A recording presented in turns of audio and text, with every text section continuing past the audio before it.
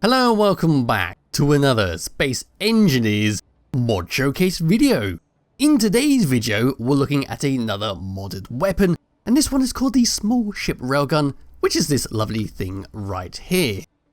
So this is a small block version of the railgun that sits right behind there, which you may or may not recognize. This has been on the workshop for quite some time, and it packs one hell of a punch, and is a very deadly sight to see, especially when AI have control over it. Yes, for today we are only going to be focusing on the small block version, because that is the brand new one out a few days ago. So because this is a mod, we will need to add this into our mod menu, along with the required script, which is listed on the workshop page, and this is what you get. You simply press G, you type in a railgun, and you can find the large ones and the small ship one.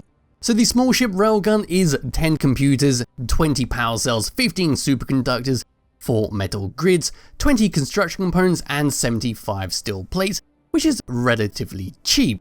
For comparison, this is the Railgun, which is 100 computers, 60 power cells, 300 superconductors, 4 metal grids, 75 construction components, and 250 steel plates, so it is rather expensive in comparison, but it would be very much worth it for the sheer power of the large block version. Unlike some of the weapons I've shown on this channel, usually some of the big beams, these things do require ammunition to fire. We have the 50mm ammunition, which is for the big cannon. You can see the cost right there, which does include uranium ingots. And then we can have the 35mm ammo for the small gun, which once again requires uranium ingots, but nowhere near as much as the larger shot. So coming out of that, let's go and have a better look at this model, and then we shall fire it. So this is it on the side. We've got some fantastic detail on there. I absolutely love the barrel with the little knobbly parts coming out of it. We then come across to here, we've got an access panel where we can have it directly connected onto a container so we can funnel ammunition continuously.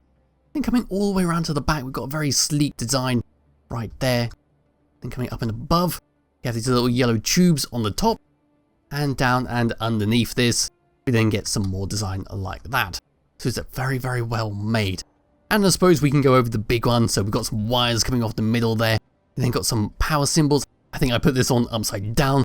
Never mind, the wires come across over into this bit. We've got a vent right there. Around the back is our access point, and all the way to the opposite side it's the same.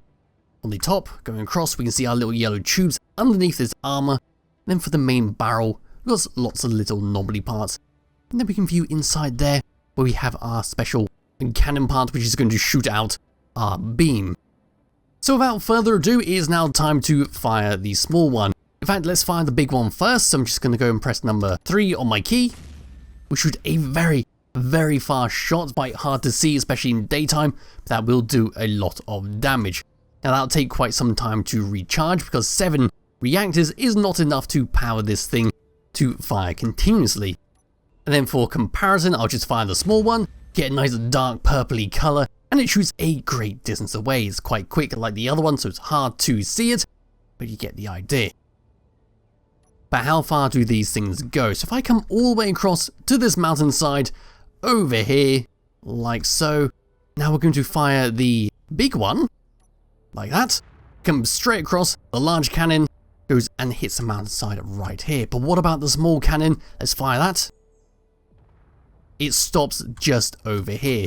So the small railgun has a maximum range of about 3 kilometers, which is very, very good for a small block weapon. Unlike the large one, which seems to have a ginormous range and could probably go on forever and a day, but less about that.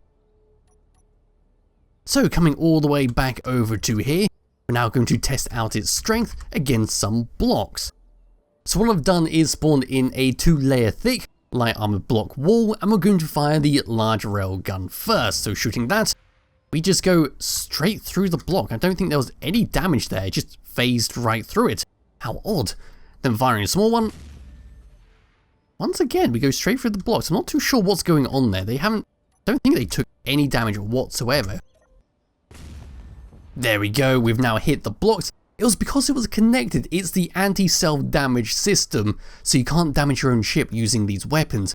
But the large railgun has gone straight through all those light armored blocks, and then firing the small one. we don't go all the way through, we only go through about 2 of the light armored blocks out of the 3. So they're still a very deadly weapon against large light armored blocks, but we're going to start to see that decrease quite dramatically when we introduce the heavy armored blocks. So for the second test, we've got a 3-layer block thick of heavy armored blocks, firing the large railgun first, and then firing the small one. There we go, let's go and compare them together. So the large one went through 2 layers of the heavy armored blocks, and then coming across over to the small turret, we don't appear to have done any physical damage to the block. Of course, we have done actual damage to the block, but we haven't done enough to actually have a visual effect on the blocks themselves. So if I was to hop out and find my welder, like so, just come down to here, somewhere around here will be damaged. There we go, we brought it down to 69%, which is quite nice. So with that all done and out the way, there's not too much else to talk about on this weapon. It's a fantastic looking weapon, it's very well balanced, and it's stopped by the heavy armored blocks, which is a very nice way to keep the power under control. So we're great against light armored blocks, we can go through about 2 layers of them, and we're great against small blocks, we'll just mow through them like they're nothing, like they're paper. But the heavy armored blocks will be the downfall of this weapon. Unlike, of course, its big brother sitting over here, this thing is just a little bit too powerful. But then again, it has quite a high power requirement to keep this thing charged up and firing. So the Small Ship Railgun will be in the description below if you wish to download and play around with it yourself. I highly recommend you do, because it's a fantastic looking weapon and it's a lot of fun to use. Do remember that you will need to craft ammunition unless you're in creative mode, and that is it. So thank you all for watching, and I'll be back with another video some point soon. Bye bye.